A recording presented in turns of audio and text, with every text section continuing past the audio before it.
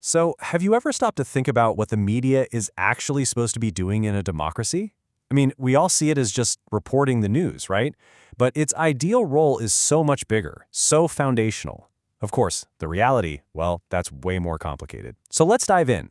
We're going to unpack what the press is supposed to be versus the very real challenges it's up against every single day. And to really get a handle on this, we've got to start with a big fundamental question. You've almost certainly heard this term before, but what does it really mean when people call the press the fourth estate? It sounds kind of old-fashioned, but trust me, it's a super powerful idea that shapes everything we're about to talk about. Okay, so the fourth estate, what is it? Think of it this way. You know the three official branches of government, right? The executive, legislative, and judicial. Well, the fourth estate is like this unofficial but absolutely vital fourth branch. Its whole job is to stand apart from the other three and provide an independent check on all of their power. It's the outside observer, keeping an eye on everyone. And believe me, this isn't some newfangled idea. It is baked right into the DNA of the American system. I mean, when the founders were drafting the First Amendment, they absolutely knew that for people to actually govern themselves, they had to have access to independent information. So a free press, it wasn't just a nice to have. It was seen as a non-negotiable and absolute necessity for democracy to even work. But here's the thing. For this whole fourth estate idea to actually function, a few things have to be in place. I mean, you can't just wish it into existence. You need real legal protection from censorship. You need journalists to have actual access to information. You need them to be independent from government and corporate influence. And maybe most important of all, we, the public, have to actually trust them. You take away any of those pillars, and the whole thing starts to get pretty shaky. So this idea of checking power, it leads us straight into the media's most famous job, being a watchdog. And this is where things get really active. We're moving beyond just reporting the day's events to actively digging for the truth. And the key thing to get about the watchdog role is that it's all about digging deep. It's about journalists going out and exposing wrongdoing, you know? It doesn't matter if it's happening in the halls of government, in some fancy corporate boardroom, or anywhere else power is being abused. It's a really powerful, even if informal, way to hold people accountable. And just how powerful can this watchdog be? Well, it can be immense. The classic example, the one everyone points to, is Watergate. Think about it. It was the relentless, dogged reporting by the Washington Post that brought a massive scandal to light, a scandal that ultimately forced a U.S. president to resign. I mean, that is the ultimate example of journalism holding the most powerful person in the country accountable. Okay, so toppling a president, that's obviously super dramatic. But the media's influence isn't always a big explosion like that. A lot of the time, it works in much more subtle ways, like shaping what we, the public, even think is important to begin with. There's this classic quote that just nails the idea of agenda setting perfectly. It goes, "The media cannot tell people what to think, but it can tell them what to think about." And that's it, right there. By deciding which stories get covered and which ones get the top headline, the media literally directs our attention. You know, if an issue gets 24/7 coverage, suddenly it's a huge public priority. But if a story gets ignored, it pretty much just vanishes from our minds. And this whole agenda-setting thing works hand in glove with another key concept, gatekeeping.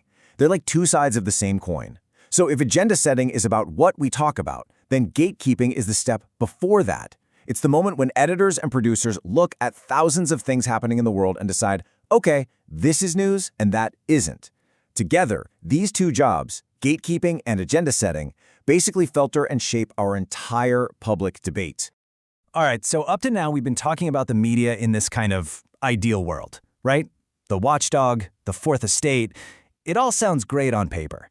But we all know the real world is, well, it's messy. And the biggest, most complicated issue, the one everyone loves to argue about, is bias. And the very first thing we have to get straight is that media bias isn't just one thing. It's so much more than a simple liberal versus conservative shouting match.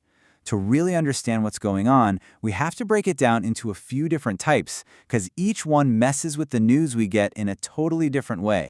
Yeah, so we can basically think of bias as having three different faces. You've got ideological bias, that's the one we're all familiar with, but then you have structural bias and corporate bias. And honestly, these can be just as powerful, maybe even more so. Okay, first up, ideological bias. This is the one everybody knows. It's the political leaning of a journalist or even an entire news channel, right? And let's be real, it exists all across the spectrum. You'll see studies showing that journalists as a group tend to lean more liberal. But at the same time, there's this massive, powerful, conservative media world that's grown up. And what's the result of all this? A lot of us just end up picking the news that tells us what we already think. All right, now for one that's a little less obvious but is a huge deal. Structural bias.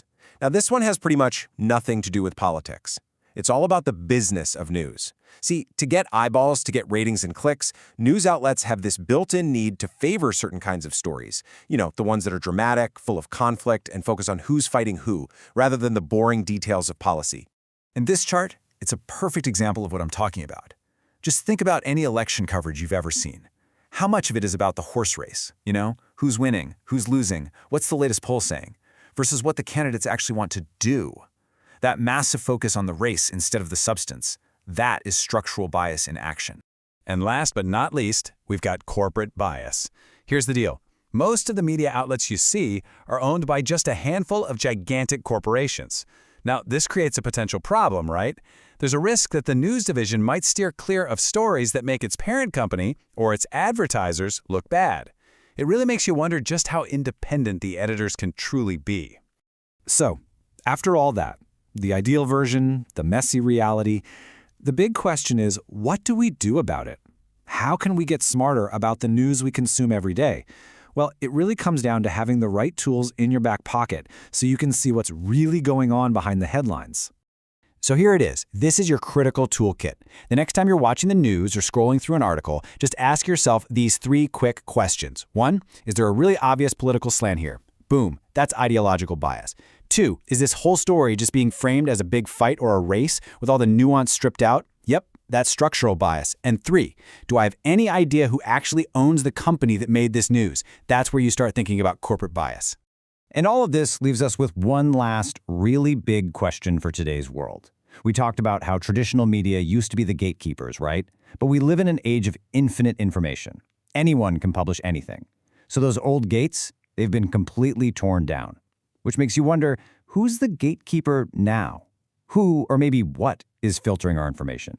Is it us? Is it some invisible algorithm? That right there is the new frontier. And it's the brand new challenge for the Fourth Estate.